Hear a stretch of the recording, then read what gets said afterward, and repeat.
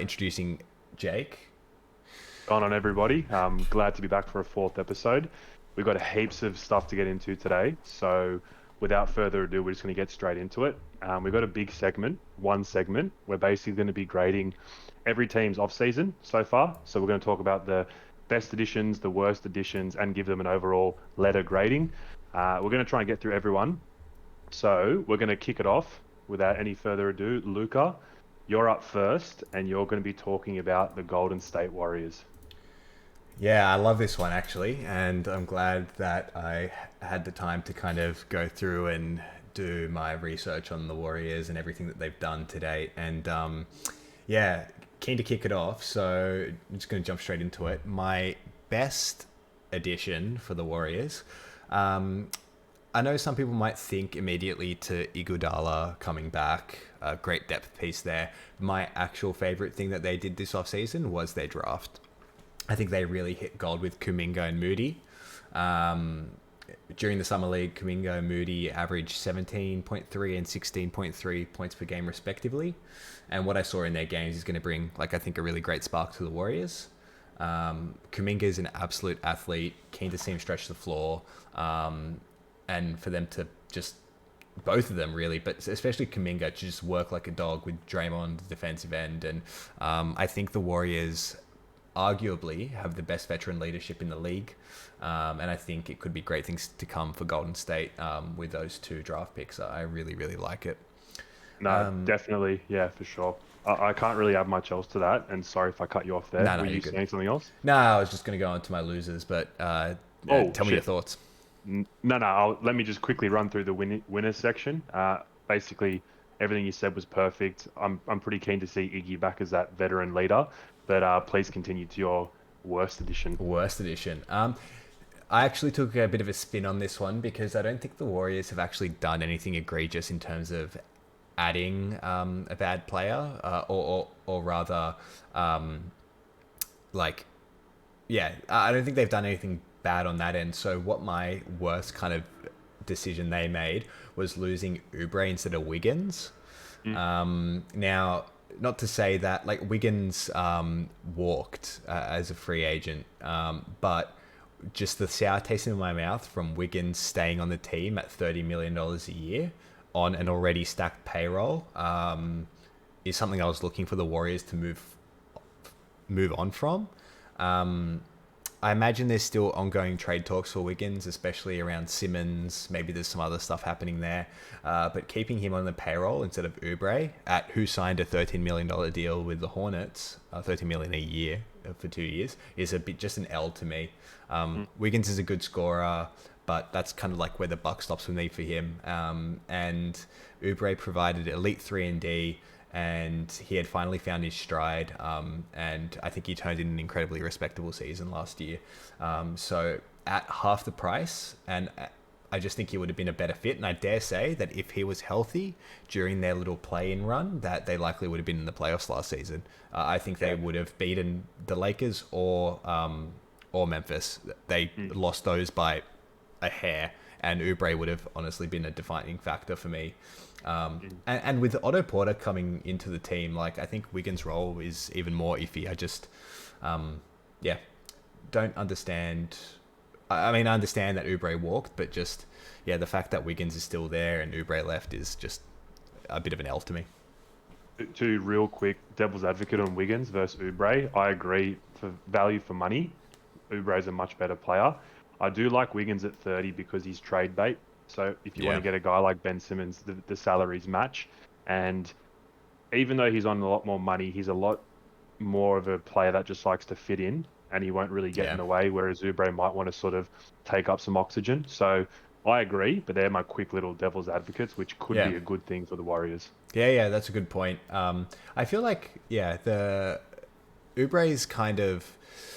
I think he fits in quite nicely. I don't think he's too offensive, but you're right. Like, I mean, in the Warriors, he did take a bench role when it was kind of demanded of him. So I don't know. Yeah, I true. do see where you're coming from, though. What Overall, what what's your grading overall? and I don't like to hand out A's easily, but I don't think the Warriors really missed a beat. To be honest, I'm giving them an A minus. Yep. The core of the team is intact. They drafted excellently, added some really unoffensive depth additions to the roster, namely Nemanja Bjelica, Iguodala, and Otto Porter Jr. Again, it was just a personal preference that that Wiggins should have been moved by now. And that's kind of the only blemish for me. But if they turn Wiggins into Simmons, I think that's an A plus. Perfect. I'm glad you added the minus because obviously it's subjective how we grade. I think an A is a home run and A plus is literally 10 out of 10. So that minus is good because Warriors did nothing wrong, as you say. They're a strong team. They got championship aspirations. But yeah, the Wiggins thing might give it a little demerit, if any. But yeah, quickly moving on, I've got the second team, and lo and behold, it's the Los Angeles Lakers. Who would have thought? I'll keep it super brief because we've done the Lakers at nauseum. But the biggest addition is obviously Russ, but I'm not going to really talk about that because, like I said, we've spoken about it already. I want to give a really quick special mention and probably my main choice between Dwight Howard and Kendrick Nunn. The reason I say Dwight, he's an athletic rim protection and lob threat guy that the Lakers desperately needed last year. The year before, we all know what happened. He fit in perfectly with LeBron and AD. He was part of that championship run. And with Kendrick Nunn, the reason I think he's good and one of the best additions for the Lakers, he's an underrated signing in the sense of he brings scoring and youth at the guard spot, something the Lakers just haven't had in years. I could see him carving out a really nice role for himself off the bench. Another six-man candidate that we didn't speak about last pod. And then quickly over to the biggest losses, Alex Caruso to Chicago. That was a huge one for me, something that didn't have to happen. I think I heard somewhere that we're talking about Lakers shaving 1 or 2 mil off their offer to him to save money. And I don't think you save money for a guy like him. You want to bring him back, but again, he brings defense, effort, athleticism, which I think the Lakers might need coming off the bench this year. So for that reason, the biggest loss. Did you have any takes on my Lakers review? No, I think that's really good, and I like the kind of off angle on that one with respect to like Kendrick Nunn and Dwight. I think it's Yeah, easy to kind of go for Westbrook, but as you say, we've spoken about that at nauseum. So I really like those two additions. I think they're really good depth signings, and I think Nunn was definitely overlooked. I think I really liked him in his time at Miami, and I think he's only going to sprout in this kind of situation where he's got a championship team around him. So yeah. yeah. He kind of got lost in the COVID hysteria. He had a pretty average playoffs in that bubble, and then last year was a big struggle for Miami as a whole. So yeah, I think he can come back and be strong. But overall, I didn't give Lakers an A, even though they got LeBron and AD. I think the fact that they had to completely re-change their roster because of mistakes made the season before with guys like Montrez, Dennis Schroeder, a couple more guys. That to me is not an A, even though they did do a good recovery. So I gave them a B plus. So yeah, overall Lakers are in a better position than they were last year, I believe. Hmm. But B plus, can't give them an A. Yep. No, I like a B plus. I think that's pretty fitting. Like I think they definitely done the right things, but as you say, like massive overhauls mean that they had to make up for mistakes. Yeah. Definitely, yeah. Cool. On to my second team, and I'm talking about the Knicks. So Anton, if you're watching, here's some hot takes for you. I really like my favorite edition, and it could be a surprising one, but the reason it's my favorite edition is because he's so cheap, and it's Kemba Walker. Kemba at a very friendly 2 years, 18 million, I think is really good. I think for a player of his caliber, and while we have seen a drop in his game and niggling injuries, I still think it's a very respectable addition and at a great price. I think he's going to bring a great veteran presence to an already pretty solid backcourt. It's filled with both young talent and veteran talent alike, so I think he's going to kind of slot in there quite nicely. I just want to give an honourable mention as well to the re-signing of D Rose and the Randall extension as well. I think Randall's extension averages at about 29 million a year, which I think is really nice. I personally thought he was about a 25 mil a year player, but with what they had, what they kind of ended up getting to, I think bringing him back even at a slightly more expensive price is really solid. Also, Jules, Yeah. thank you for the sub. I really appreciate that. Thanks, Jules. So yeah, I don't know. What are your thoughts on Kemba? Uh, I'm a bit mixed. At that price tag, you're completely right. $9 million is a steal, and worst case scenario, his hamstring is really bad. It's debilitating. It's degenerative, and he can't play. But if that's the case, you've got D Rose, you've got RJ Barrett, you've got Quickly, you've got a Exactly. plethora of guards who are really dynamic. And if Kemba can be on, that's the difference between being a 7 seed and maybe a 4 seed. So Yeah. great gamble, can't fault it. Yeah. Yeah, yeah. And moving on to the worst, also just Jules messaging about my puppy. My puppy's not here yet. It is coming. It is coming tomorrow. So he will be here for next You pod for sure. you kept that under wraps, by the way. I only found out yesterday. Yeah, it was all moving very very quickly.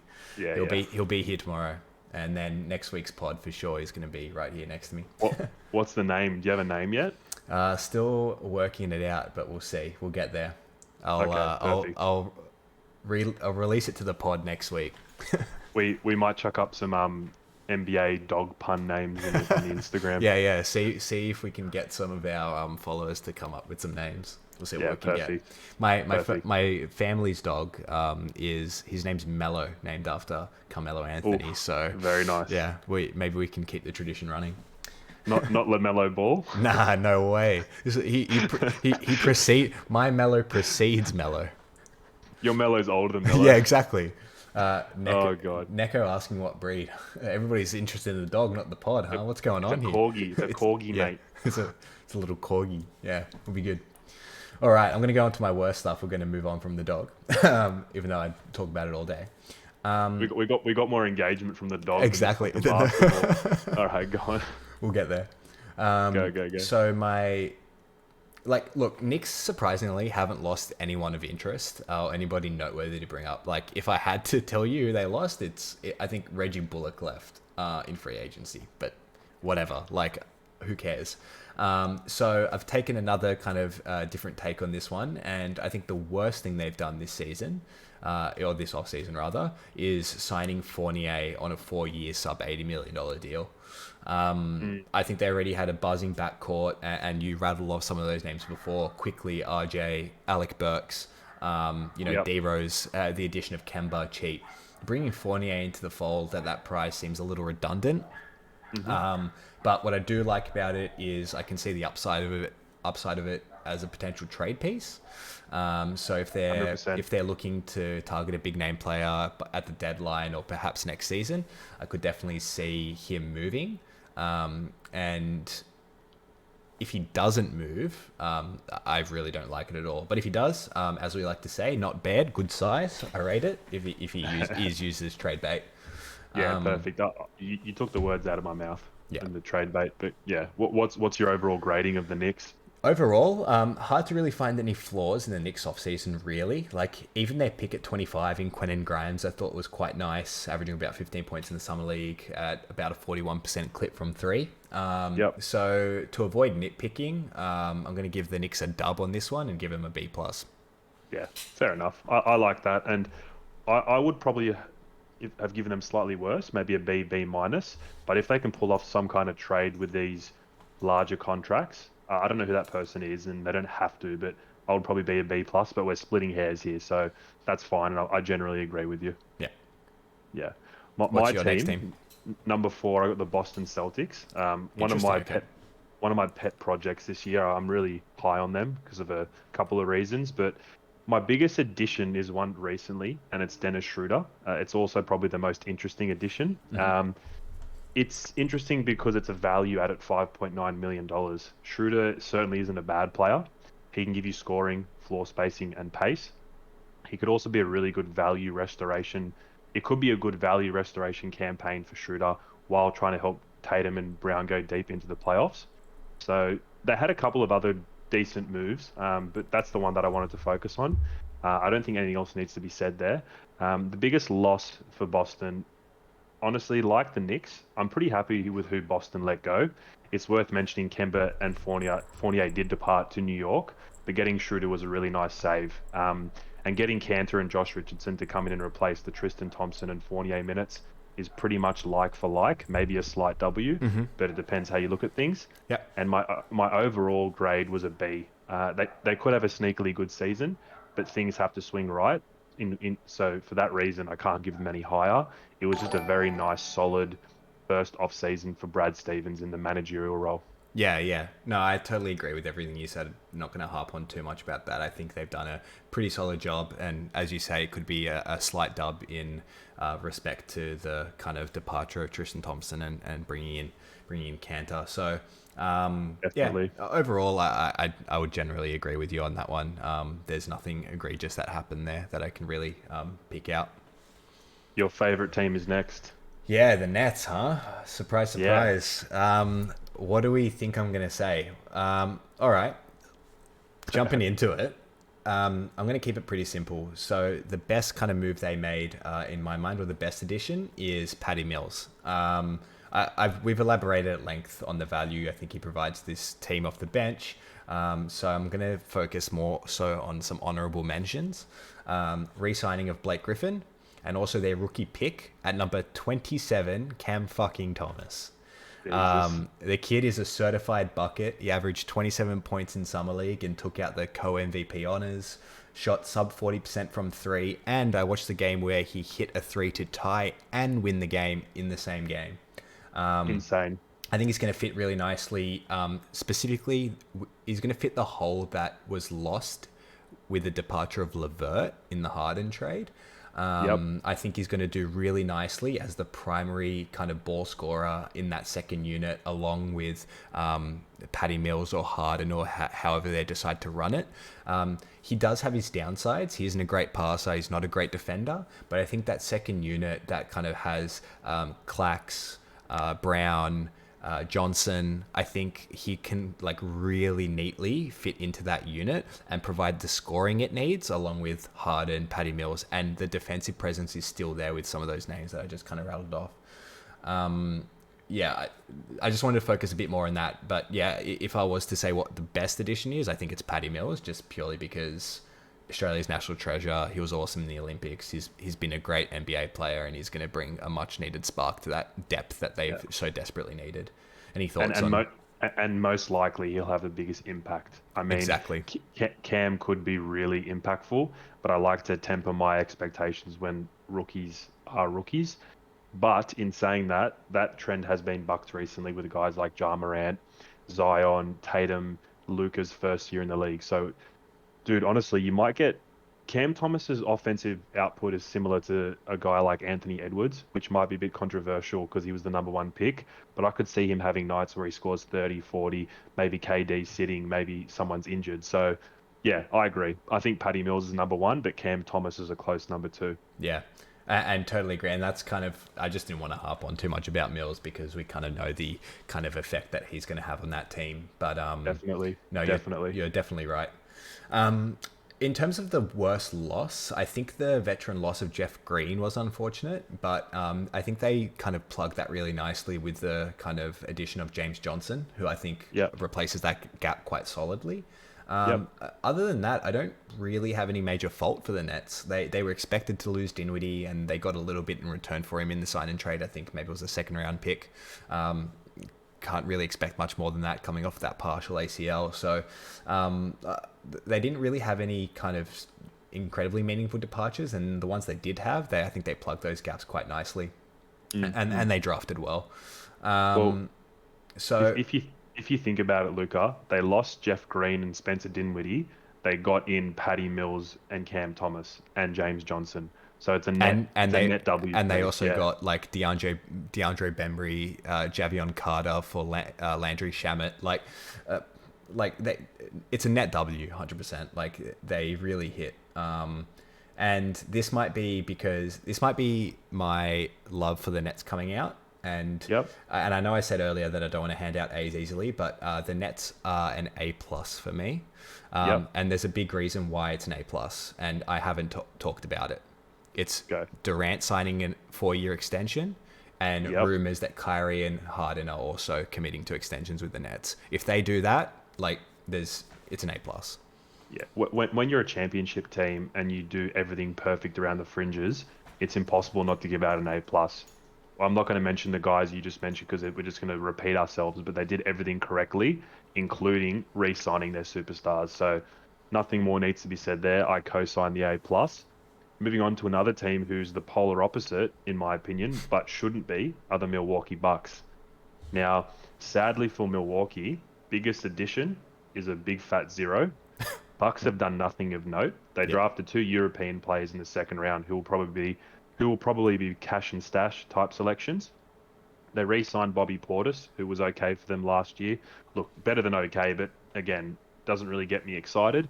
And they brought back George Hill from Philly. When he played last for Milwaukee, they got wiped in the playoffs, so I'm not really excited about that one either. Yep. They also signed Semi Ojeleye from the Boston Celtics. He's okay, but again, very underwhelming from my perspective. The biggest loss was PJ Tucker, who headed to Miami. It's never the best losing a quality defender and a veteran when pushing for a second title. So, without saying anything else, because it was just a very bleh, yucky kind of off season for Milwaukee, I've given them a C minus. They didn't get much worse, but they didn't get much better either. The lowest of pass marks for me in that C minus for being stagnant. The only good thing I can really say is they're moving forward with a clear big three of Giannis, Middleton, and Holiday. So that's great. It's not all doom and gloom. They've got a good team, but everyone else seemed to get a lot better, whereas Milwaukee just sort of are stuck in the mud. Yeah, no, I totally agree with that, and I wish I could play devil's advocate with you on there, but I can't because they need to improve. Like, I don't think they were the clear-cut champions last season. I think they, along with Phoenix, kind of had a bit of luck on their side in getting to where they did. And, we can talk about if KD's shoe was a size 16 instead of 17, they'd be out of the playoffs in the second round, right? So Yeah. I think, I don't know what it was, if they thought they just had a good thing, they won, they're like, no, we don't need to do anything. But the Nets just got better. Lakers got better. The West is getting stronger. Even if they somehow manage to find themselves back into the finals, which I doubt, I can't see them getting past any Western team that's in that top echelon. Yeah. Yeah, they really needed And to improve. the one devil's advocate is Giannis is coming off a 50 ball in a closeout game of the Yeah. finals, and that was pretty insane. I don't think his offensive game is going to revolutionize overnight in the sense of the things that we harp on about being shooting too many threes, not having a mid-range or post game, that you have one or two moves that are guaranteed to work every time, not having a clean handle, not bringing the ball up as much and playing that small ball five and letting guys like Holiday and Middleton run the offense. But yeah, he's looking really good, Giannis. We give him a lot of crap, but he's probably a top five player in the league. So he could get better, and that could refresh everyone. But yeah, it's been a pretty stagnant off season for Milwaukee. Yeah, totally agree. Luca, you've got the Raptors up next. The Talk Raptors. to me about it. Yeah. Another, like it could be underwhelming, but look, I don't want to. Like, I know I didn't have Toronto in my. I know you quite heavily favor Toronto, so it's Yeah. probably an interesting one for us to talk about. But I've got Toronto on the not even making the playoffs. So, but in Yeah. terms of what I liked about who they added, my favorite addition for the team is Gary Trent, who we both now anticipate will be most improved player of the year. For those of you Yep. keeping up to date with our socials. Definitely. I like that they're holding on to that trade asset. He's a drip god, and yeah, Yeah. he's just. It's good. Like, if they made that trade, I like that they're committing to it. I Yeah. also like the sign and trade of Lowry to the Heat. Not much they could do there because there was an imminent departure, and that was clear from the rumors around the deadline. But I do feel like they got a solid return, which I think was Dragic and Precious Achua. Correct. But yeah, so pretty happy with that. Nothing earth-shattering from Masai, but decent overall. Yep. What I liked the least was not actually a departure, but rather taking Scotty Barnes over Jalen Suggs. I felt like with the loss of Lowry, it would have been really nice to see Suggs and Fred VanVleet kind of take control of that backcourt, and I think it would have been really, really nice. But at the end of the day, this is just a personal take, a bit of personal flavour. Scotty Barnes did look solid in summer league. I think he averaged about 15 points a game. I'm just interested to see how he fits in with Siakam and just generally within the rotation. Yeah, just a little bit to be desired with me for the Scotty Barnes pick, but again, just that's more personal flavor. Yeah, that's fair enough. I mean, it was such a Masai off-season. It wasn't that interesting. He replaced Kyle Lowry with Goran Dragic and Precious Achua. Precious being a guy that I'm quite high on as a big man, but he just hasn't had his shine yet. So it's basically worst case scenario, a net even, maybe a slight loss because Lowry was the heart and soul of that franchise. Re-signing Gary Trent, Sam Decker, and Kem Birch just keeps that cohesiveness, and getting a top five pick is really nice for them. Masai is a really good talent evaluator. I do agree, pre NBA debut, I would have taken Suggs, but maybe Scotty Barnes becomes something. So, yeah, it was just such a Toronto Masai professional off season without any sort of pendulum swing, so to speak. So, yeah, Yeah. I agree with those takes. So giving you my grade for the Raptors, and B's are for baselines and Toronto are smack bang on baseline. So I give them a flat B. Yeah, And that's fair. yeah, that's pretty much, I think, in line with what you were kind of chatting about just then. Yeah, exactly. I mean, if we talk about preferences, do I give them a B plus? Maybe, but it just comes down to preference. So B or B plus is around the same thing. What you got up next for me? I've got your favorite team, the Phoenix Suns. Okay. Another team I feel like we've done at nauseum. But biggest addition is obviously re-signing CP3 to a 4-year max. They also re-signed Cam Payne and Abdul Nader. I know Abdul Nader's not a earth-shattering name, but they also got JaVale McGee in free agency, which is nice, but again, not moving the needle to me. Hmm. They made a trade with Brooklyn to acquire Landry Shamet, who could space the floor for them, which is kind of nice. But these moves seem to indicate not much of a system shake-up for Phoenix, Hmm. who will try and back themselves and run it back, similar to Milwaukee, but probably done a little bit more than Milwaukee. The biggest loss, similar to the biggest addition, nothing of note really. They lost Javon Carter and Torrey Craig, who are nice, but I feel like they replenished those stocks pretty decently. I am going to I'm going to grade harshly because I really don't like the money and length of contract for CP3. And I also would have liked Phoenix to swing for the fences a bit more to try and keep them up the top. I think it's a fool's errand to assume because you made the finals last year, you're going to be right back there. Does Devin Booker improve? Yes. Does DeAndre Ayton improve? Yes. Chris Paul is not guaranteed to be healthy again. So on those bases alone, I'm giving them a C minus. Yeah, nice. Okay. Definitely a little harsh than what I would have given, but I echo your kind of takes on that. And to be honest, I wouldn't give them much better. I was thinking Mm, probably about a C or a C plus, just yeah, to kind of hint to the fact that they did put in a little bit more work in the offseason in terms of kind of incoming players versus, as you say, Milwaukee, for example, who are their yeah, finals counterpart. So, yeah, like Shamet's not earth shattering, but he's okay. Like, I still think he's coming into his own. He's not been horrendous. I actually think he was better than Joe Harris in that Milwaukee series. So, yeah. yeah, if they can get a good thing out of that, then yeah, I think I give that a yeah C plus. Not much The better than the that. the way I graded Milwaukee and Phoenix the same at C minus is because I believe Milwaukee is slightly hamstrung based on the cap because they've Yeah, got so much money tied into Giannis, Holiday, and Middleton. And and they're not whereas Phoenix, overspenders. yeah, whereas Phoenix have a bit more money to play around with, and they did do it a little bit more, but based on cap availability, I think Phoenix were as stagnant as Milwaukee. I think they could have gotten a guy who was either an elite role player or fringe all-star, someone to the level of a Fournier. And if they did that, I would have been like, wow, rubber stamp of approval, A minus sort of thing. So they're just left begging a little bit. But who knows? They could go back on another mad run and I could be eating my words, but that's just how I feel about it. Yeah, no, I agree. Yeah.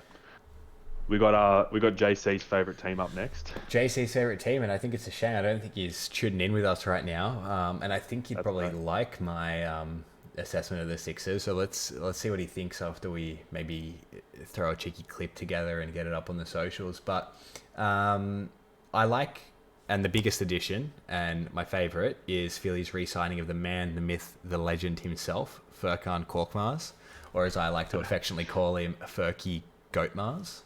That's it. I like that. 3 years at 15 million, so 5 million a year is a steal for the goat, and like to see him black in the blue and white.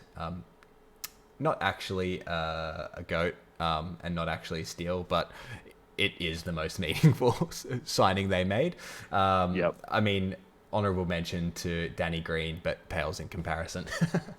Well, wait, who do you think's better, Furkan Korkmaz or Joel Embiid? Yeah, I know, Joel Embiid max extension. No, Yeah. Furkan Korkmaz. No, Yeah, I do like, obviously, the fact that Embiid is obviously committed there for the next 4 years. I think it was a 4-year extension, right? So, yeah, I mean, that goes without saying. That's definitely the most important kind of move they made, and they're obviously committing to their key all-star. So, yeah, love that they did that, but yeah, also love that they got Furkan back on board. Yep. What was interesting about Embiid, just quickly, he's got 2 years left on his current deal, and this 4-year extension guarantees he'll be in Philly or paid by Philly for the next 6 years. Yeah. Which is quite a long time, and I think his health is the main reason he did that. When you can secure $200 million, even if you aren't completely happy with what the franchise is doing, it's just something that you do if you're Embiid. Also, I think Morey, now that I've sort of marinated on it, the fact Ben hasn't been moved is probably a good thing, because he's waiting for the Dames of the world or the Buddy Hields of the world to be available. And then if he swings that trade with the Embiid extension, Philly's back in my good books. But yes, please continue. Yeah. And so going on to the worst kind of loss for the team, and I wish I could say it's the loss of Dwight Howard or the signing of Georges Niang. But it's neither of those things. It's the worst thing that they did was the addition of Andre Drummond. So not a departure, but an incoming player is their worst decision, which is a very interesting position to be in. And I'm not going to go too deep on this, because we've said it time and time again, but he's not a winning player. I don't understand his fit for Philly. And honestly, I'm just going to pull this up real quick, because this is going to tell you everything you need to know about there. Just look at that. That's all you need to know when it comes to to how Joel Embiid and the Sixers feel about Andre Drummond. You read my mind. I was waiting for that picture to come up. It's just disgusting. That's the face of a man who just committed his next 6 years to the franchise, even though they signed Andre Drummond. Oh God. So God. Yeah, that's all I really have to say about that. So that's bad. Yeah, I don't know what do you think? No, nothing else needs to be said from your assessment there. Yeah, cool. What's your grading? Usually these scales go to an F, but for Philly we're traveling all the way down to a big fat L. But Oof. I will give them a little bit of leniency with the fact that they did secure that max extension for Embiid. So we're at a D minus. D minus. Fair. Very fair. If they trade Ben, I'm happy to sort of consider a C minus, but we'll see what happens. If they trade Ben, absolutely. I think there's a big contingency there, and I think they've got room to improve on this offseason. But I don't know. Like, I still think Ben is getting dealt in the offseason, and I think it's the Warriors. But we'll have to see. If he doesn't go in the offseason, then we'll just have to see what ends up happening. Yep, I'm going to start trying to speed this up a little bit, but while keeping the quality. I've got the Dallas Mavericks next, and for people that have been listening, I'm pretty high on the Dallas Mavericks. I've got them as my first seed. But my biggest addition, I've mentioned a couple of names because I thought they did a few really nice, moderately sized things. I've mentioned the Tim Hardaway re-signing. They also signed Reggie Bullock to sort of stock the wings there and hit some threes. And something that I forgot was actually Moses Brown, who is a very multifaceted, young, athletic big who can score points, grab rebounds, and suits the Luka pick and roll quite nicely. So I think that'll help a lot. Then you can have guys like Dwight Powell and Maxi Kleber playing a more perimeter-based game while setting some screens. So For those reasons and buying into Luka's ISO heavy offensive system that the Mavericks front office went to prospect and fit in that sort of scheme, I really like the way they went about it. The biggest loss, they lost nobody of value. Josh Richardson was their only departure, and he was terrible in the Maverick system. So overall, I'm quite happy with what the Mavericks did. This is probably again up for debate, but I've got them at an A minus because they didn't lose anyone, and I thought they did some nice fringe stuff. So maybe fringe stuff only allows a B grading, but for me, if I believe my takes and Luke is going to win MVP and win the West in the regular season, that's my grade overall. What do you think about those comments?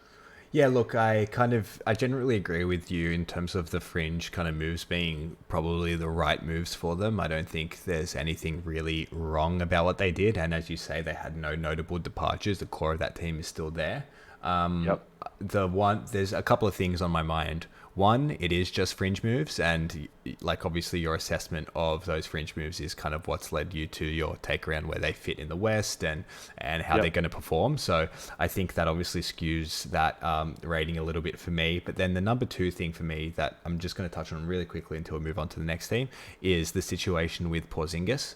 Yep. I'm just not sure what's happening there. I don't know if there's still bad blood in the room there. I don't know if they're going to move off him, what they're going to get back for him, if he's going to come back to the player that we knew he was or have seen him be, because he was quite underwhelming in large portions of the season and especially during the playoffs. So I don't know. I think there's just there's an air of mystery there, and for me, I think they probably fit around that B grade range. But Okay. I totally understand where you're coming from with your A minus assessment, considering they're first in the West for you.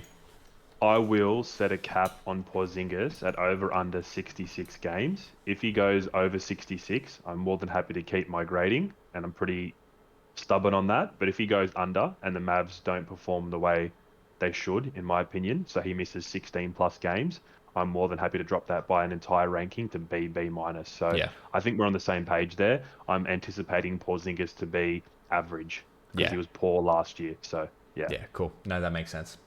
You have got the polarizing franchise that is the Chicago Bulls. Chicago Talk to me Bulls. about it. Yeah, rattling it off quickly. We've spoken about the Bulls at length in a few different pods, but my favorite additions are Lonzo and Caruso. I think they're bringing in a rock solid backcourt for Chicago in terms of character, hard work, locker room presence.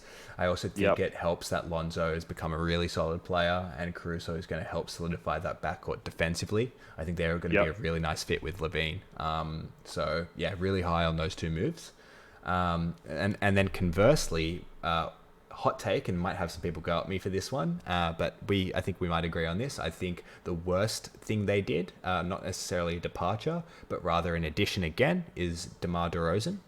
Yep. I agree. In an already stacked backcourt, just not sure what value he brings to the team. You already have Levine. You just locked in the rest of your rotation with Lonzo and Caruso. You have Kobe White, who's probably going to slot into a sixth man role, and he was probably expecting to remain in the starting unit. So just why? Like, I know it's a big name. I know you want to bring a superstar to maybe look relevant, show Chicago that you're kind of trying to build a winning franchise, but I don't know. DeRozan's a great player. Just don't get the feeling it's going to work, and my mind's a bit boggled by it. Yeah, definitely. I have nothing else to say. We were both slightly negative. Well, I was more negative than you in Chicago, but it sounds like you're coming around to my side even more. So, yeah, I think it's the right way to look at it, to be honest with you, Luca, because with a guy like Levine, DeRozan's just the ultimate, you just don't need him type of thing. You've got your defensive backcourt in Lonzo and Caruso, both can hit a three. You've got guys coming off the bench like Kobe White, like you mentioned. So, yeah, nothing more needed to be said, but please tell me your grading. My grading overall is a B minus. Yep. They're clearly building a winning franchise with the right additions. I think it could have easily snuck into an A, but just the oddness of the DeRozan addition brings it just all the way down to a B minus for me.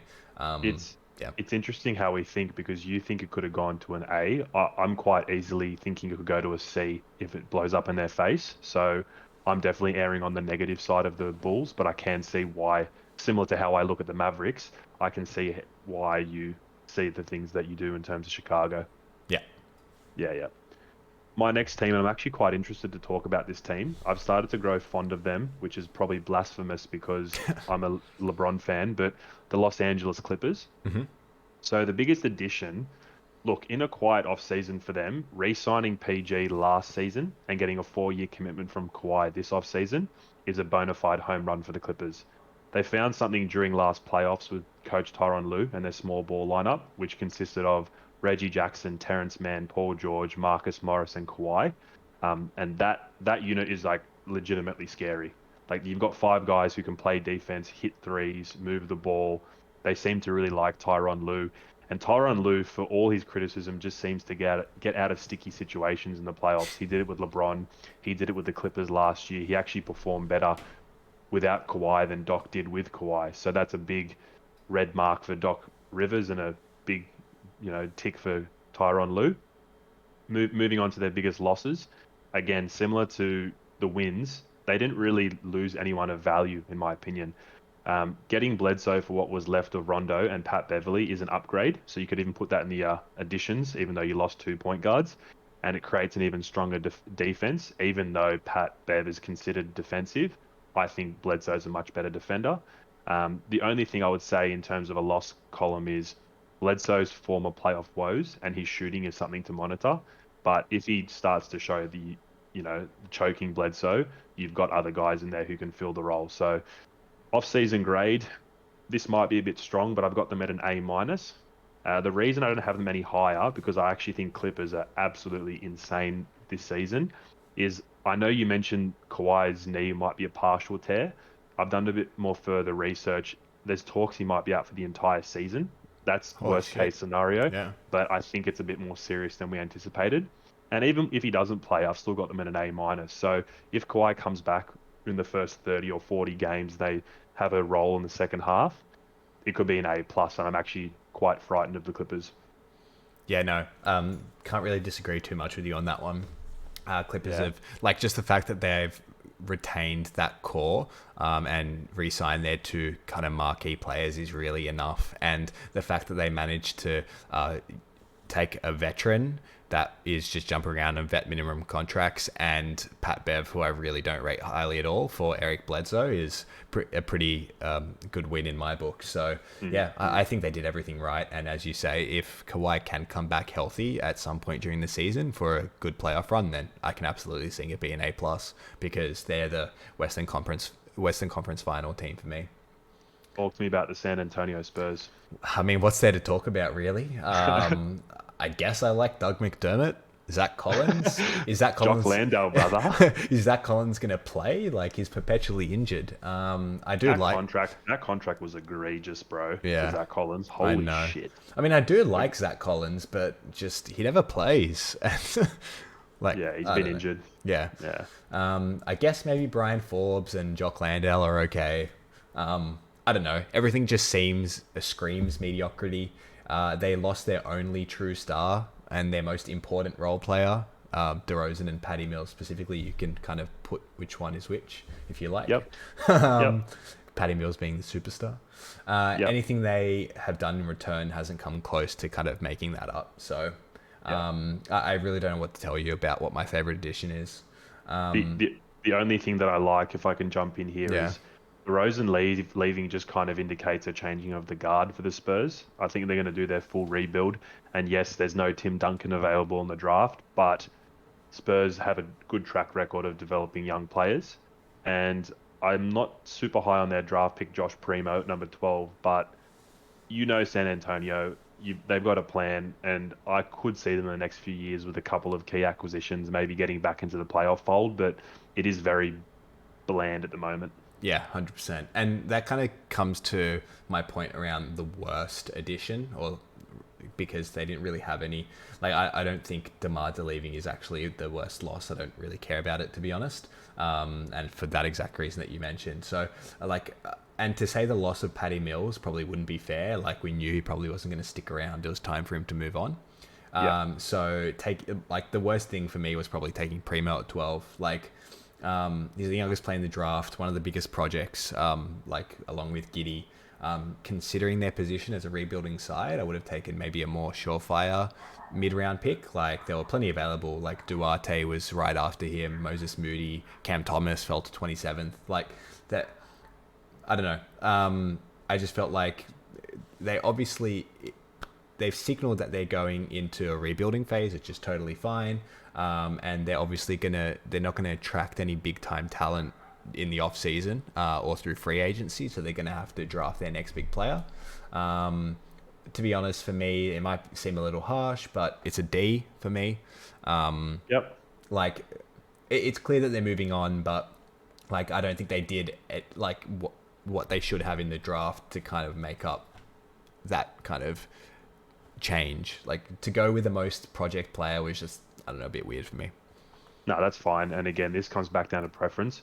I probably would have given him the lowest pass mark of C minus, only because Spurs have been good for so long. I know you shouldn't judge a team's off season by previous seasons, but I think the Spurs are an epitome of how Pop feels and looks at the moment. It's his last season as an NBA coach. It's a changing of the guard. I anticipate Becky Hammond to probably get promoted there to be the first female NBA coach in the NBA, obviously, first basketball coach in the NBA. And yeah, they did nothing great, but I'll give them a C minus just because I like them and they've had a good 20-year run. Yeah, no, that's a good point. Like, just give them a bit of love for everything they've done. Yeah, Can't but fault probably one of my most favorite teams to speak about is going to be the Charlotte Hornets, who are up next. I really, really, really love what they've done. So talking about biggest additions, bear with me here because I've got a few things to say, but biggest addition, honestly, take your pick, bro. They've upgraded their front court, swapping Cody Zeller for Mason Plumlee. Isn't an earth-shattering upgrade, but Mason Plumlee's a tidy, good little player. He was good for Detroit. Yeah, he's awesome. And they've added another versatile wing to accompany Miles Bridges, who's your most improved player. Gordon Hayward, a former All-Star, in Kelly Oubre on that 2-year, $25 or $26 million deal that we spoke about.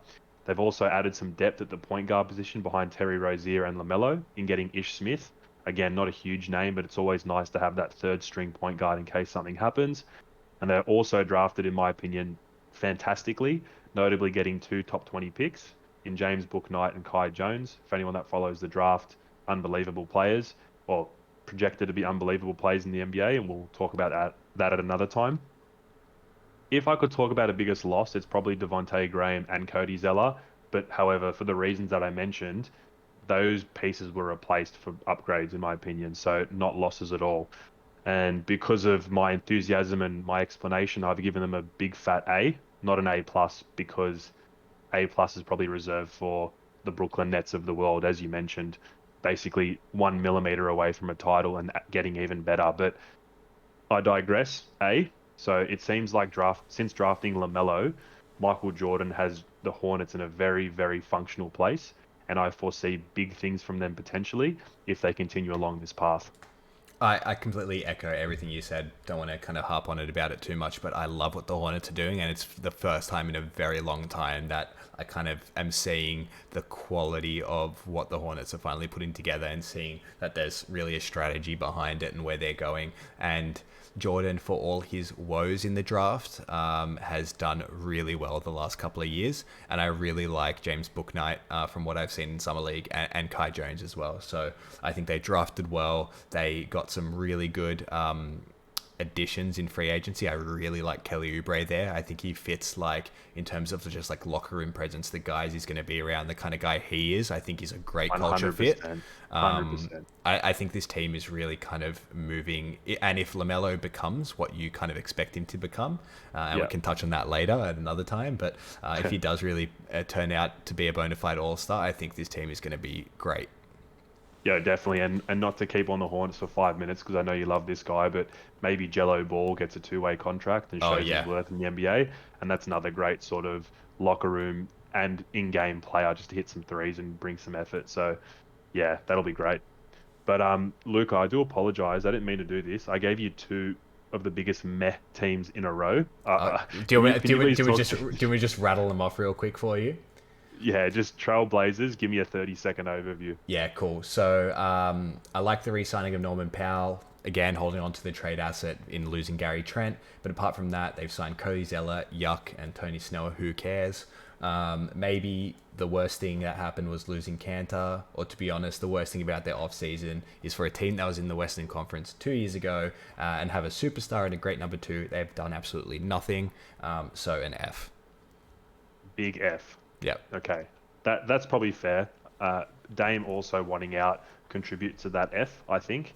If Dame was super content, which I see no reason why he would be, but let's just say he was, I might have still given them in the C's only because it's Dame and CJ and Nurkic, and when you've got that, you might push it. But yeah, I can't fault the F. They've been really just like Philly, but for different reasons. Just really, I'm so confused with what they've done. But yeah, we don't need to say anything else about them. Moving on. This one is probably my spiciest take. Not even a take, but I'm just super duper high on the Rockets for these reasons. I'm very high on the Rockets too. Okay, good. I thought I was going a bit insane, but let me explain to you. Biggest addition, the draft in general. Selecting potentially the rookie of the year in Jalen Green at number 2, and also getting 3 promising rookies in the top 25 of the draft. These guys, I did a bit of research, and I'm really excited for. Alperen Sengun at number 16. He's a super fundamental Turkish Euro League big who loves to post up. They also drafted a guy called Usman Garuba at number 23. He's another Euro League player who played for Real Madrid. He's a long, athletic, defensive swingman who doubles up as a playmaker. I think he'll bring some veteran presence, even though he's a rookie, because he's played in the Euros. And Josh Christopher at number 4 is worth mentioning too, because he's a 6'5" athletic combo guard. He was actually one of the best and most exciting players out of high school, but had a somewhat tumultuous college season, so he fell down the rankings. But I think he's definitely one to have a look at. Biggest loss, I only wrote this as a formality, but Kelly Olynyk, who played fantastic for Houston, but I take that with a grain of salt because Houston are in a full rebuild mode and not really needing of Kelly's services. I like him in Detroit, so not really a loss, but worth mentioning. The off-season grade, I'm going for it. I'm giving him an A+. And honestly, I don't give this grade lightly because, firstly, I've been the Rockets owner, Tillman Fertitta's biggest critic, but I genuinely believe Houston have drafted perfectly. This team won't win a lot of games next year, but since Harden leaving, they now boast these players. And if you told me this after Harden left, I wouldn't believe you. Christian Wood, Kevin Porter Jr., Jalen Green, Kenyon Martin Jr., Jay Sean Tate, and the list goes on. They're not household names, but for basketball nerds like us and people that follow the sport, that's a very exciting young crop of players who, if they can gel, the sky's not the limit, but it's a very exciting team. And you've still got guys like John Wall, Eric Gordon, Daniel House, Avery Bradley, and DJ Augustine, who at the very least are professionals. They know what the NBA is about. They know how to win games. They're going to teach the young guys how to be a professional, how to be a man, how to make reads on the court. So for all those reasons, Luca, I'm giving them a big A+. What do you think? To be honest, I can't disagree with you too much because I've been really high on Houston, low key, without talking about it too much. But I really like what they're building. My rookie of the year pick is Jalen Green. Yes. I love what they've done from like a young core perspective. All the money they've got tied up in John Wall is gonna be finishing up soon. He might even re-sign on a much friendlier contract. And if you can keep him on something a lot more friendly, it gives you the pull to kind of bring in somebody that's potentially going to make a really big difference and a big splash on that team. So I think they've got an amazing core, a young core of players, and I'm a big fan of Christian Wood. I picked him up in free agency a few seasons ago in fantasy when nobody was even looking at him, and he was an absolute god. Like when he was still at Detroit, he was like killing it, and I was telling everybody this guy is the next big thing. Maybe not the next big thing, but injuries permitting at Houston, the time that he was on the court was really good. So I love it. A+. Yeah. Your Christian Wood is my Malik Beasley. Yeah, exactly. But except he got arrested. He got arrested. And he had sex with Larsa Pippen. But no, so you agree with the A plus, or would you be a little bit more tempered? Look, I'd be maybe a little bit more tempered. I'd still give them definitely within the A range, but I can't fault you for giving them an A plus. I think they haven't missed a Yeah. beat. Okay, well, moving on, the team you used to barrack for back in the good old days. Talk to me about the Atlanta Hawks. Look, I think they did a fantastic job in extending Trey, John Yep, Collins, and Sweet Lou. yep, So they did just a fantastic job of bringing their core back for another run. And what they had to do was exactly that, and I think they hit the nail on the head. So I really do think those three extensions are kind of the best addition. In yep, terms of their worst losses, their only losses of note, like anything that's notable, is Chris Dunn and Bruno Fernando. yep. And the addition of DeLon Wright isn't offensive. So I really don't hate anything they've done in that. I think it's like a net even, really. So just considering the fact that they managed to do all their, most important extensions and keep the core of the team as is and bring in, a net even in terms of their losses, I give them a B. Yeah, nice. I'd probably give them a B plus, only because my expectation of Atlanta is always below what they end up performing. So I'm thinking a B as well, but I could also see Trey and John Collins going on some crazy run. They got Capella, they got Gallinari, they brought in Dylan Wright. Like you said, it's not offensive. I think he'll be a solid backup guard for them. So B plus, I'm happy to go with that. Yeah, On a quick side note, I do feel sorry for Chris Dunn because I think he's genuinely a good defensive point guard, but he I just agree. can't seem to stay healthy. But good luck to him at Boston. That's semi underrated if he can get on the court. Yeah, Very I totally nice. agree with that. Moving on to me again, I've got a team who I have high expectations of, but was pretty bored writing about them, which is the Denver Nuggets. And boredom is probably a good thing because it means that a good team stayed good. But their biggest addition is Jeff Green, who I can see actually potentially having some good impact, but he's a bit hot and cold. I think he had a great season at Brooklyn and will be slightly missed. They also re-signed Austin Rivers, Will Barton, and JaMychal Green. Again, good guys to have on the team, kept the fabric of what the Denver Nuggets are. Biggest loss, again, wrote it as a formality, but they lost JaVale McGee, which all things considered isn't too substantial, even though he's carved out a nice career after the Shaqtin' a Fool stuff. So with that being said, this might be a bit harsh, but I've given them a C plus. The reason I gave them a C plus and not B range is because they did nothing wrong, and I can respect keeping things the same while bringing back a core of Jokic, Murray, Porter Jr., and Aaron Gordon. But my only critique is not adding more depth as insurance in case Murray's ACL recovery doesn't go to plan. So getting more aggressive for a two-way wing or knockdown shooters would have been something to consider. Names like Buddy Hield or Josh Richardson come to mind, but I don't hate what the Nuggets did. So for those reasons, C plus. If Murray's ACL is nothing to think about ever again, B. Yeah, I can't really argue with you on that one too much. I think you kind of hit the nail on the head. There was like for a team, and we've touched on this before, for a team that was like that we expect to be a great performer in the playoffs and kind of 2 years in a row now being there, definitely like obviously they kind of bowed out quite like in a sweep against Phoenix. Yeah, I think if Jamal was healthy, that'd be a very different series. And yeah. so, like for a team that's kind of come off, double, good playoff runs, I do think that they're a team that needs to get better, like with all the other Western teams that are getting better. And it's the same thing that we've said for Phoenix and for Milwaukee. Like, and those names that you rattled off, like Buddy Hield, Josh Richardson, if they could have landed one of those to really kind of ignite that team a little bit further, would have been, creeping up into A territory. So, yeah, just a bit underwhelming. Quick question for you on the spot. Now that you know what Michael Porter Jr. looks like, which is really good, would you have pulled the trigger on a Bradley Beal trade centering around Michael Porter Jr., or would you keep Porter Jr. and just go with it because he has more room to grow? I'd take Beal. Like, Interesting.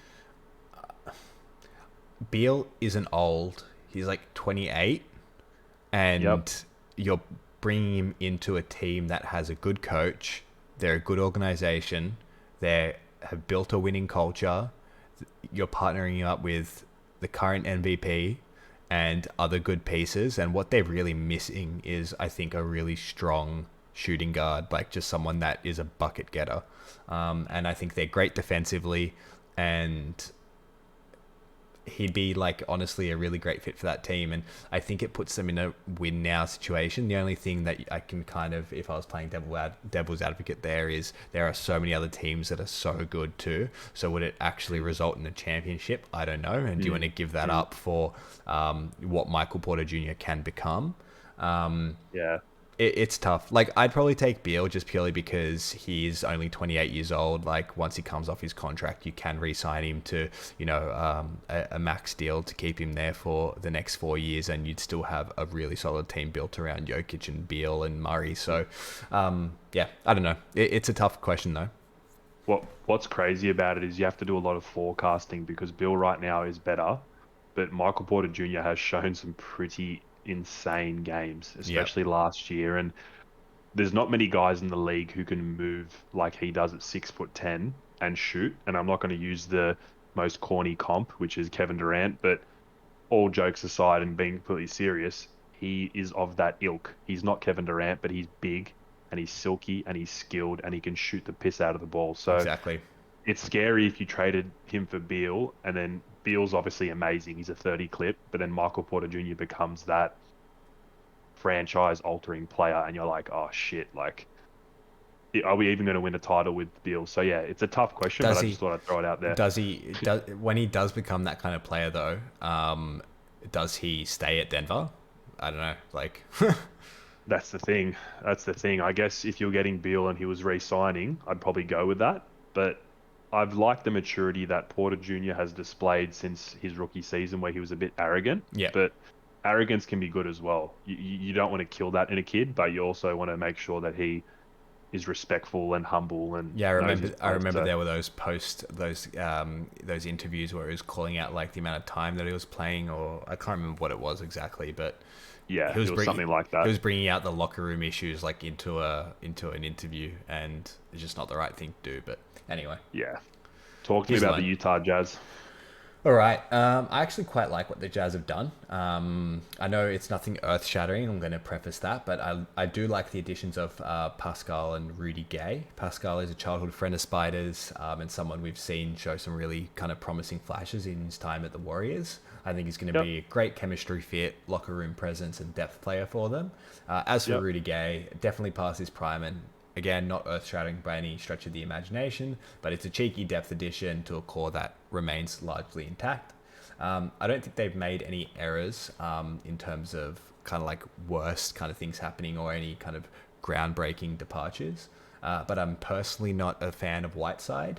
Agreed. But I do feel like in Utah's system, where we just need to be an inside presence, block shots and catch some lobs when Gobert is off the court, he should be utilized correctly. I've got confidence in Quinn Snyder's ability as a coach, and I kind of think that he should do a good job of keeping the reins on that correctly.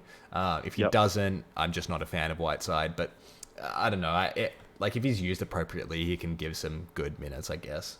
Yeah, and I will mention that they did have Conley re-signed, so I think that was a really nice veteran chemistry addition with no noteworthy losses. So for me, they get a B+. Yeah, I rate that grading because the Conley re-signing, absent of bringing in Hassan Whiteside, that would have put it in the A's for me. Yeah, because I agree. for a team like the Jazz, who already have Bogdanovich, Clarkson, Gobert, Donovan Mitchell, all those kind of guys, bringing back Conley and keeping value from that trade with Memphis way back when is good. The reason, it's in the B's for me, like you said, maybe even a B or a B minus, is Derek Favors being replaced by Whiteside leaves a bit of a like toxic taste in my mouth.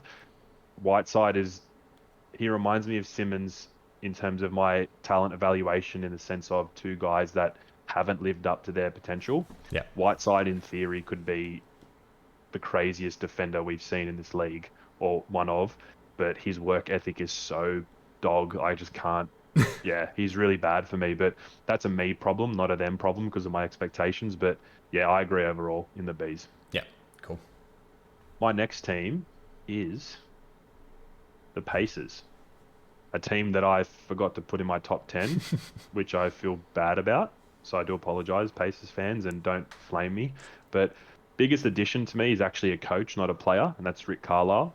He was a previous coach at Indiana, and he's been a championship coach, notably at Dallas in 2011. I think his no frills military style fits perfectly with Indiana, and I think he'll get the most out of Brogdon and Sabonis. The biggest loss to me was Doug McDermott, who I like. However, they do have a nice depth chart at the guard spot or the combo guard forward spot. They've got Chris Duarte in the draft at number 13, who's really explosive and will probably soak up those minutes. And the return of TJ Warren, I'm not his biggest fan, and neither are you, but he's a decent NBA player. So those two guys soaking up the McDermott minutes is quite nice. My off-season grade for them is pretty high. I've got them at a B minus, maybe airing on a B. The problem with what I have with them, and the reason I didn't rank them a bit higher, maybe even an A minus, because they're primed for a good run, is the coaching fiasco from last season. Yeah. Bringing in a first-year coach, I think his name was Mark Dagnall or something like that, or I might have got him mixed up with another coach. That was horrendous. I think if that happens again, Brogdon and Sabonis are both gone, and then you start again. And a team like Indiana, who can't afford to take an L like that, they need to get everything right. This is a make or break for Indiana, but I think they'll do it. Yeah, no, that's a good assessment, and I do think they fit somewhere in the Bs as well. Like, I'm staying on my kind of assessment of B's baseline. So if you're kind of anywhere within that range, a little bit above it or a little bit below, I do think that's where the Pacers fall in. And I can't fault like what they did with the draft. I actually quite like Duarte. Yeah. I think he's the most veteran player. I think he was the oldest player in the draft, and I think he's got an air of professionalism about him. So I think he'll be he just seems like a perfect Indiana player. How Indiana is he? Like, Yeah, he just reminds me of the Pacers. exactly. Yeah, I don't know why. Yeah. Just perfect fit. So yeah, I think they did well with that. A good team to talk about, which I know you'll enjoy, Luca. Tell me about the Miami Heat. Yeah, cool. Got lots to say about the Miami Heat, and I'm going to start with what obviously everybody would probably consider the best addition in Kyle Lowry. I think he's still an elite point guard that is going to match Jimmy's toughness, and I think that's really important. So I think he's going to bring a really strong veteran presence to that backcourt. So we've spoken about it a lot, so I'm going to keep it light, but I want to honorable mention for securing Oladipo on a vet minimum 1 year deal. I think that's really nice. He obviously really wants to play there, and I still think he's a great player and could put in some really nice work for them. At that price, if things don't go well, whatever, doesn't matter. You spent $2 million for a year. But I think it's a prove-it season for him, and if he can stay healthy, I like it a lot. I think it's going to be like really good if Oladipo can really switch on and be maybe not what he was after all these injuries, but a really solid player within the rotation, whether it's a starter or off the bench. Most likely off the bench because they'll start Duncan Robinson. Yeah, definitely. But that's also where kind of my worst, and it wasn't a loss. Like obviously the departure of Iguodala, I guess, is like, I don't want to kind of talk about Iguodala like he's really, a difference maker. Like, he's nice to have and he gives you something in the playoffs when you need it. But I mean, how old is he now? Like LeBron age as well, maybe older than LeBron, and he's not like a smidgen of what LeBron is. Like, he can give you some good minutes, but like the loss of Iguodala is a bit whatever. Like, it's expected, and it at the end of the day doesn't really matter that much. I agree. What I didn't like, and this is maybe chalk it up to personal preference, but the amount of money they paid to re-sign Duncan Robinson. The deal is 5 years, 90 million, so sub 20 million a year. And I've spoken about Oubre a lot, but when I compare it to the 2 year, 26 million deal Oubre got with the Hornets, I just think, like, what the hell are Miami on paying that much money for Duncan Robinson? Like, I know they want to keep him, but at that price tag, I'm not sold that he's going to deliver on that. Like, you're paying essentially $20 million a year for roughly 13 points a game and 40% from three. No thanks, in my opinion.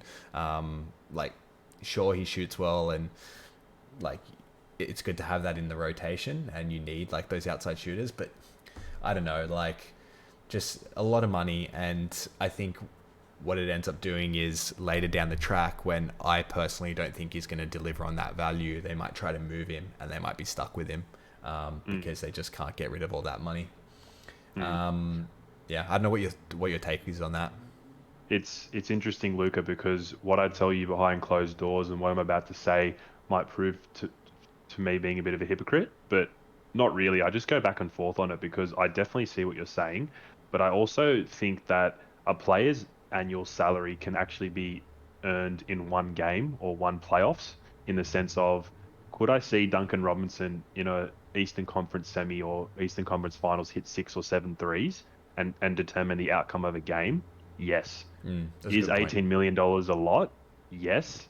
But like I've said to the boys and yourself in our group chat for the NBA, I'm so desensitized to money now. Like, I don't know, like 10 years ago was what LeBron was on, but nowadays that's like the mid value for a player. So yes, he's one dimensional, but he's a really solid dude. He's educated. He fits the Pat Riley Heat system really well, and he's obviously one of the best shooters in the world. So is he worth 18? Probably not. Maybe 15 or 14. I think we'd both be pretty happy with that. Could they have gotten something more with that extra $5 million disparity? Maybe. I don't know the financials, but I'm a bit less harsh, but I'm a bit in the middle here. He could prove his value in the finals, or not the finals, in the playoffs. So Yeah. that's my take on that one. No, I definitely see where you're coming from with that. Kind of like if he can prove his value in one game or one series, which could totally happen. And if you look at it from that perspective, it could definitely pay dividends. But even with Sure. that said, and what I mentioned, I still give Miami an A minus. Okay. Like Nice. I gave him an A minus purely because I thought the blemish of the deal and the departure of Iguodala was unfortunate, but not a deal breaker. So just a Yeah. slight blemish to bring them under an A. But generally, like you could probably just give it an A as well, or maybe even an A plus, like just what your taste is. I think they did Yeah. exceptionally well, Yep. and I really like Lowry being there. Like that's amazing. And another big thing, and I don't want to overlook it, is the addition of PJ Tucker. Like I think that's Yep. huge for their defensive presence, and really like actually is an improvement on Iguodala. I think it's a net positive Yep. because of just what they're bringing in terms of like a gritty team is really good. Like Lowry, Tucker, and Butler are kind of like all on the same wavelength in my mind. And then when you have like all these other pieces floating around them, like Oladipo, Duncan Robinson, yeah, I like it. Yeah. Yeah, like I, I, I I feel could like. push it up a little Sorry, you bit. go. I could push it Yeah. up a little bit, maybe an A. I was just about to say you've just convinced yourself to go from an A minus to an A plus, but yeah, I'm around there as well. Put a circle around A, and you can give or take. Yeah, So, yeah, I agree. Moving on, a bit of a contentious team that we've had a laugh about, but the Oklahoma City Thunder. Biggest addition, while I have my reservations, it's still Josh Giddey at 6 in the draft. When you get a top 5, 6 pick, that's usually going to be your biggest addition if you're a rebuilding team. So for a team on the rebuild where it isn't super important to bring in a lot of win now guys at the expense of growing their young talent, it's okay. Josh Giddey is a very talented kid, probably a bit higher than what we would have liked to have seen. A lot of value left on the board at 6. Shea signing the max is also a huge coup for OKC. I was concerned that they were going to go full rebuild and then trade him for more picks and then just completely gut it. But I like the fact that they've identified Shea as their guy moving forward. Might have been obvious to some people, but Presti works in a very mysterious way sometimes. Their biggest loss, a guy I mentioned at Dallas, but Moses Brown going to the Mavericks hurts a lot. Again, multifaceted big who can score and rebound, but they probably want to develop Poku a bit more. yeah. Alexei Pokushevsky, who's a really unique talent. So overall, they're a pass. They're not a criticism, but they're not a compliment. So I'm going to give them a flat C. What do you think? Yeah, I kind of agree. Like, I like that they tied, put their chips into Shea. Like, I think it was great that they finally made a decision there because, yeah, definitely, as you say, Presti works in mysterious ways and it could have definitely gone the other way, which I wouldn't have liked, but I like that they Yeah. tied that in. Yeah. And I personally am not high on Giddey at 6, but at the same time, I can totally see kind of like the talent that's there and the kind of rawness of his game and how it can improve. Like I think by far he was probably maybe one of the smartest, if not the best passer in the draft. So like just Yep. pairing that up with Shea could, really work wonders. So, yeah, I agree. I think a flat C, and give them a solid pass and see where they go and see how they use all these picks that they have, right? Definitely. It's a incomplete grade because they've got so many picks. I just hope they consolidate on what they have. But talk to me about the Washington Wizards. Yeah, Washington Wizards are an interesting one. Hey, so like, you could people could say, losing Westbrook was, their biggest loss, but I actually think they got a really nice haul of players for Westbrook. I think they got a nice core. In It was KCP, Kuzma, and Trez, and in Yep. addition to that, they brought in Spencer Dinwiddie, which, going back to a guy that, not last season, the season before, averaged 20.7 assists a game when for the season, and kind of plugged the gap that Kyrie left being out really nicely. If you can Yep. even get back to 75% of that form, I really rate it. And I think that they did a really good job of securing a nice team around Beal with the departure of Westbrook. I like every piece that they got from the Lakers. I think it's Kuzma's time to shine in terms of bringing back that spark that we saw from him. Trez should find his way back on track. I think he had a poor season with the Lakers, but I don't think that it's out of this world to see him kind of finding his form again. And Yep. KCP, I think, is a good backup to Dinwiddie, who I presume would start, or at least I'd like to see him start with KCP off the bench. Yeah, nice. Yeah, what are your What's thoughts? your Oh, I was just about to say I have nothing else to add to that Ah, cool. because they're pretty just what they are kind of thing. Yeah, But I'll have some opinion around your grading depending if we disagree. let's see how we go. So I think the worst thing was losing Lonzo and ending up with Devonte Graham. Wait, I'm looking at the Pelicans. Sorry, shit. What did That's I all say? right. Oh, We're an hour and 16 yeah, in. That's why. we're so far in. Not the end of the world, but Kispert in the draft was an interesting choice. I didn't really like that. That's my worst kind of thing that the Kings did. And the reason why I say that is not because I don't like Kispert. I think he was a great player at Gonzaga. I just feel like Bertans, Hachimura had those forward roles on lock. And with the addition of Kuzma, I'm not sure what they were planning to do with Kispert in that picture. I'm not going to grill Yep. it too much, but I think it was a slight L in the draft and they missed there. But overall, I give them a flat B. Yeah, that's fair enough. I actually had it in the C's only because their whole team just sort of smells of mediocrity. But the moves they did on face value were definitely B worthy. I need Kuzma to show me something this year. If Kuzma and Dinwiddie can lift this team somewhat to compete for a 10 seed, happy to put it in the B's. But I've got them in the C plus region because they're not really going anywhere. But you know what? I keep forgetting Bills in that team, which is actually quite Yeah, interesting. So exactly. I shouldn't be forgetting their best player, but I always think of Wizards separate to Beal because he's just not. He hasn't been in the picture. Yeah. He's been, was he in Team USA? No, he wasn't. No, he wasn't. Oh, he was originally, but he pulled out because I can't remember if it Well, was injury or something. But yeah, he was in the team originally, but he had to pull out. he's been low key, so I haven't heard from him. But you gave Wizards a B plus, is that correct? Just a B. Oh, just a B. Yeah, nice. Well, moving on, Luca. I got another bit of a shock prediction with this team, but the Cleveland Cavaliers. I'm quite high on the Cleveland Cavaliers. Mm-hmm.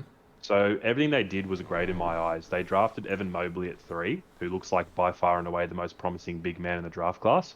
He can stretch the floor. He can play some power forward too, so it negates that Allen Mobley conundrum.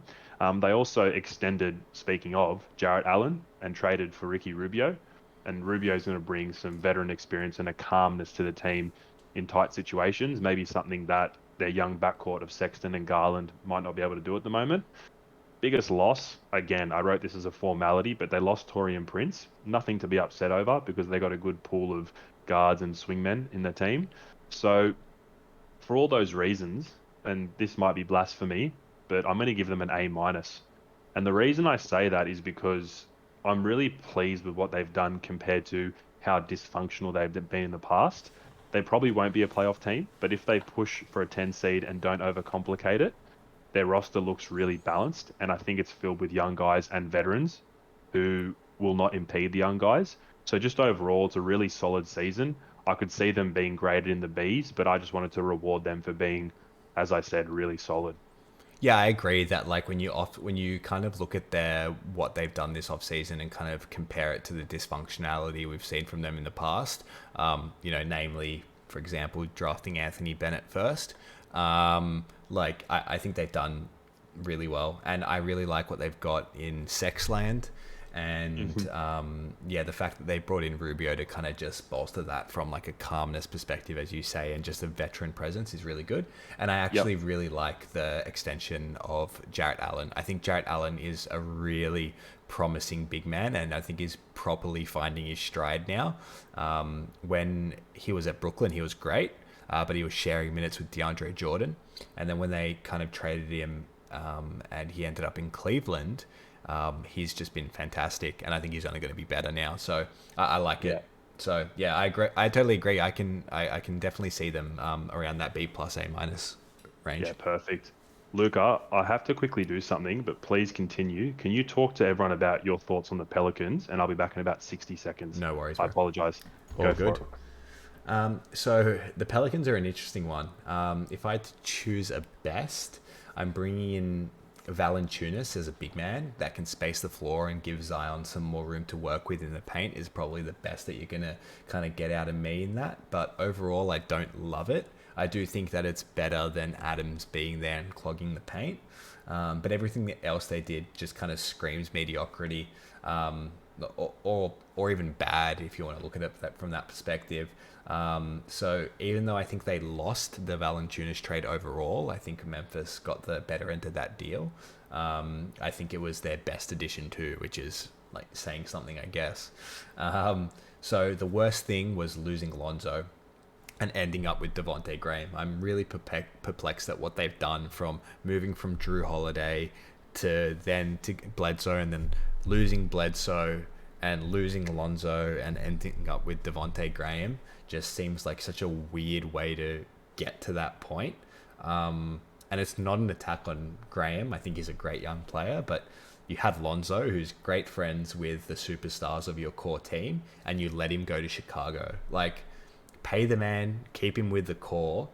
He's been improving year in, year out, and I think they're going to kick themselves for not matching that offer, which they had like every opportunity to do so. The fact that they let him go to Chicago is mind boggling to me, especially when you need to make a team like with Ingram and Zion as your foundational pieces. You need to keep them happy because you're not going to get a second chance at this. As soon as those guys are done with you, they're done with you, and then you're going to have to wait another 10 to 20 years to find your next Zion, because you're picking first every 3 years. So I think they're, based on what they did this offseason, they're well and truly squandering what they've done, and it's a D minus for me. Yeah, that's very fair. I mean, having having Zion on the roster alone might negate it from being a D minus, but how they built around him, and I heard every word you said. I couldn't agree more. You know my thoughts on that. So when you're a team that operates like the Milwaukee Bucks and the Phoenix Suns did this offseason and being stagnant and actually losing some quality, I can't really argue a D minus. Yeah, So like I co-sign everything you said. the only reason why I don't give them any kind of benefit for having Zion there is because they did nothing to keep him there. He's still within his Yeah, contract, so he was going to be there whether they wanted him or not, or whether Zion wanted to be there or not. So yeah, 100%. I got nothing else to add to that. But similar to my Cavs praise, I'm even higher on the Memphis Grizzlies, yeah, which might give away my predictions. But the biggest addition, I've got a few players, and they're not necessarily groundbreaking additions, but I really like the combination of Steven Adams, Jarrett Culver, and Juancho Hernan Gomez. So Adams, as you previously mentioned, came from Pelicans, and Culver and Juancho came from the acquisition of Pat Beverly, which was then quickly moved on to Minnesota. And I think getting two players of that quality is amazing. I didn't even think that was possible to get for a Pat third Bev. year, yeah, for Pat Bev. So getting a third year guard in Jarrett Culver, who never really stuck at Minnesota, had three different head coaches, had ownership disputes, and he got lost in the rotation behind Okogie and Anthony Edwards, and Juancho, who's just a really good role player off the bench. He's a big man who can shoot threes. So for those reasons, they're just good players who fit in the Memphis system around their stars, namely Ja Morant and Jaren Jackson Jr. They also drafted Zaire Williams with the 10th pick, super raw but very athletic and very rangy small forward who can easily develop behind Dylan Brooks and Jarrett Culver. So I think he could hit Jarrett Culver very soon, but I put him third in the pecking order just out of respect. Biggest loss, nothing of note. I know your boy Grayson Allen. I know you like him, and he's actually a very serviceable guard. But Memphis do have a strong guard depth, so for that reason, it's just sad to see him go. But off you go. And Stephen Adams for Jonas Valanciunas is decent. I probably prefer Jonas, but Stephen's such a good guy and a top defender, and he will not do anything wrong in that franchise. You already know that. And again, lost Justice Winslow, but I say lost without really meaning it because he hasn't played in years. So my overall grading is I'm in love with this team. I'm in love with how the franchise is run. I think they're primed to be a playoff force for years to come if Jaren can stay healthy. Ja Morant is an absolute animal, and I'm going to give them an A. Yeah, I really like the A there. I think they're very similar to probably the next team that I'm going to talk about. But yeah, like they're Yep, definitely. all these teams that are kind of always, at least for the last few years, always hung around that kind of middle of the pack. I think they're finally starting to make some strides in the right direction and kind of get out of that 6 to 10 seed land. And I think Memphis are just exceptionally run. So I really like Definitely. it. I really like what they're doing, and yeah, keen to see them improve because I really do like some of those players. And as you mentioned, like Winslow, I don't even know how he's still like bouncing around in the league. Like I really liked him when he was healthy, but Jesus, the guy hasn't played in like 2 years, maybe three. I don't know. Pretty sad, isn't it? Yeah, like it's quite sad when that happened because I really did like him, Yeah, definitely. especially those like first few years at Miami. So moving on to your pet project, Yeah, the talk to me about Kings. Sacramento. Yeah. Yeah, I mean, you probably wouldn't be surprised if I said it was in very similar vein to what you just kind of rattled off for me with Memphis. Like, I think the best addition for them is Davion Mitchell. Took out co-MVP honors at Summer League and has lived up to his reputation of his nickname Off Night. He put in work on Pritchard, who was in the All Summer League first team and was just generally a dog on the defensive end throughout the Summer League. And I like what he can do offensively. He's a 3-level scorer and he's just got a bag. So he's going to go to work for them. And I really like how he fits in with kind of their backcourt rotation. Yep. There's no actual noteworthy losses to kind of go off, and nothing really to say there in Sacramento. Like Delon Wright is inconsequential. The only blemish that I have, and you could argue whether it's kind of a big one or not, but they still haven't moved Healed. But I'm confident they will reach something shortly.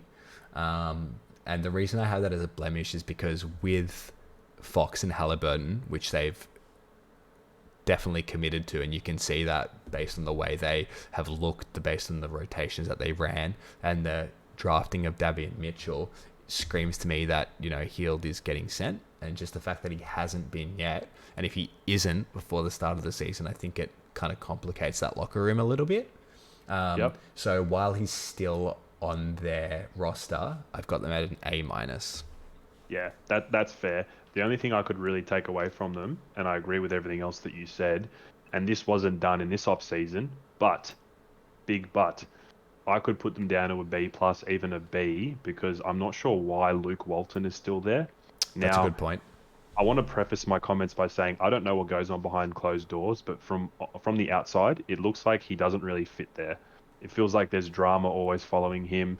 It feels like he's been on a perpetual hot seat, and he hasn't really got the best out of De'Aaron Fox. I know De'Aaron Fox had a career year last year, but I feel like he did that in spite of what Luke Walton uh, devised for him as the star guard and the star player. So A minus for this season, off season, sorry, 100%. I like Davion Mitchell so much, and they've got a young, exciting team. But I'd like to see Buddy Hield and Luke Walton moved on and replaced with quality. So we'll see what happens. Yeah. I echo that. I completely overlooked that Luke Walton was still there. It just probably because he's just such a like I block him out in my kind of thought Yeah, process. crazy, eh? Yeah. But someone that's even worse than him, much worse, are the Minnesota Timberwolves. Yeah. Uh, I didn't even want to have an addition, but I'll mention Torian Prince and Pat Beverly going there, which is quite nice. Prince instead of Culver is only nice because, in theory, he will demand less of the ball and won't feel lost behind Anthony Edwards and Josh Okogie because he knows his role in this league. He's a veteran 3-and-D type player. I don't really like Pat Bev as a player, but he's a decent foil to have next to D'Angelo Russell, who's only a scoring guard. Biggest loss, as previously mentioned, Jarrett Culver and Juancho Hernan-Gomez. The off-season grade for me, bro, is a big fat D+. I was pretty close to an F or a D-, but as much as I was able to explain their additions in Pat Bev and Taurean Prince, it's not much to look at, and I don't know how many more wins they're gonna contribute to.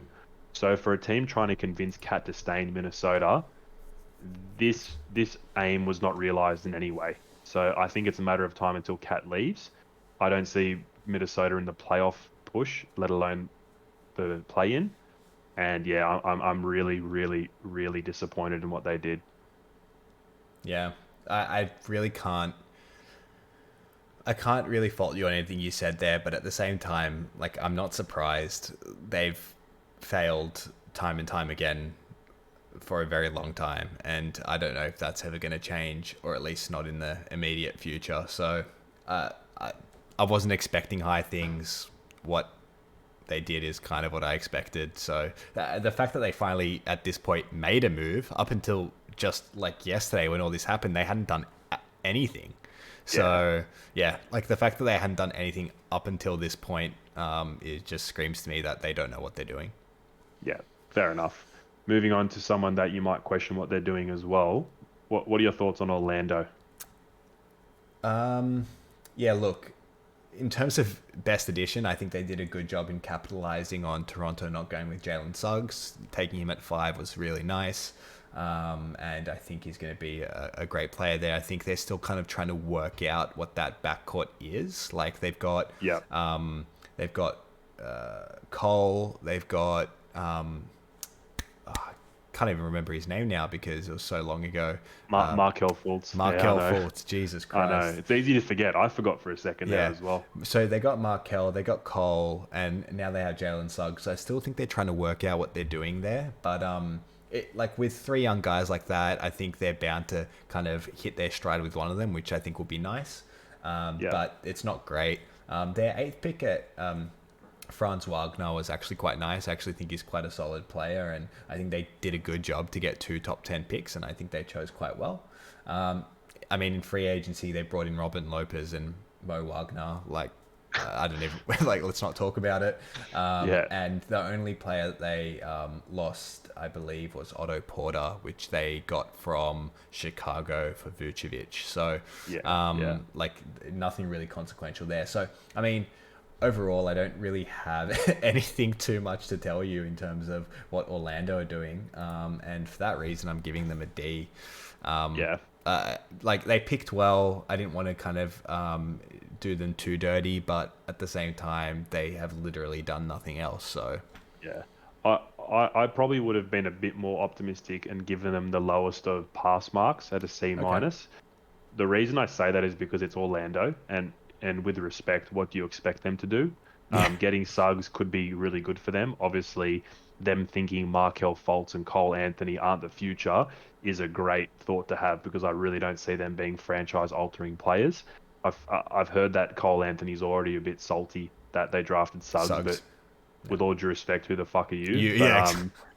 So look, they traded Vooch. They sort of got rid of that. They got rid of the Gordon thing, which wasn't working for years. But they got cap space and a base to go off with Suggs and no big contracts holding them back. So for that reason, I'll give them a C-. I like Coach. Is Coach Clifford still there, or did he get fired? I think he's still there, and he's a good coach.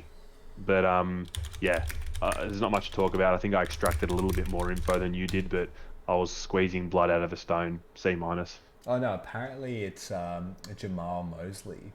That's right. I apologize. Jamal Mosley was the assistant at Dallas. He was also in the running for the Dallas job.